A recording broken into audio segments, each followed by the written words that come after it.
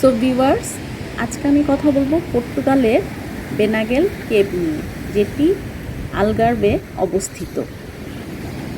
বেনাগেল কেভের আশেপাশে অনেকগুলো আপনারা নৌকা দেখতে পাবেন, ছোট ছোট বোট দেখতে পাবেন। সেইগুলোতে করে সেই কেভের জায়গাটিতে যারা সেখানে কেভ দর্শন করতে যান তাদেরকে নিয়ে যাওয়া হয়। এখানে অনেকে ব্যক্তিগতভাবে ছোট ছোট নৌকাগুলো হায়ার করে, অনেকে একত্রে গ্রুপ আকারেও যেয়ে থাকে। তবে 2024 সালে কেবের আশেপাশে সাঁতার কাটা নিষিদ্ধ ঘোষণা করা হয়েছে। এইটা সেফটির জন্য ঘোষণা করা হয়েছে। এবং এই যে কেবের আপনারা খুব নিকট থেকেই যে চিত্রটি দেখতে পাচ্ছেন, আমি খুব কাছ থেকে দেখানোর চেষ্টা করেছি। এই যে বেনাগেল কেবের এই জায়গাটিতে যে শিলা রয়েছে, যে শক্ত আবরণ, শক্ত মাটি রয়েছে, সেখানে অসংখ্য ক্ষুদ্র ক্ষুদ্র ঝিনুক কণা অথবা সামুদ্রিক যে শামুক কণা সেইগুলো আটকানো অবস্থায় রয়েছে।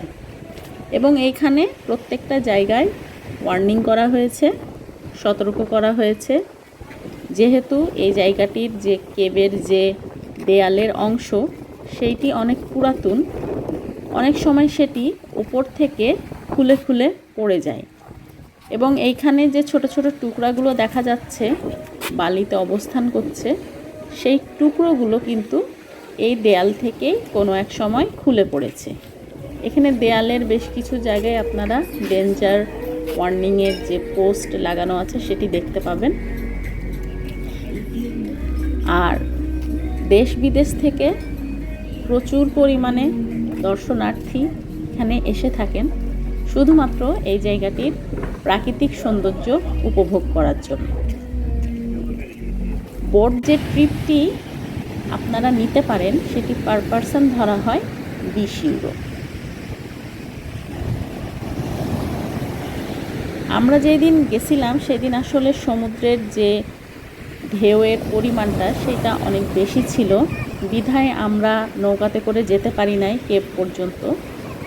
কিন্তু কেবের আশেপাশের যে চিত্রটি রয়েছে সেটি আপনাদেরকে দেখানোর চেষ্টা করেছি। এই জায়গা থেকেই ছোট ছোট বোটগুলো ছাড়া হয়। একটা বোটে 10 থেকে 15 জন যাত্রী নেওয়া হয়ে থাকে। সমুদ্রের সাথে লাগানো এই বেনাগেল কেবের যে প্রাচীরটি আপনারা দেখতে পাচ্ছেন সেটি অনেক পুরাতন এবং অনেক উঁচু। আটলান্টিক মহাসাগরের এমন অপরূপ দৃশ্য শুধুমাত্র আপনারা পর্তুগালেই দেখতে পাবেন।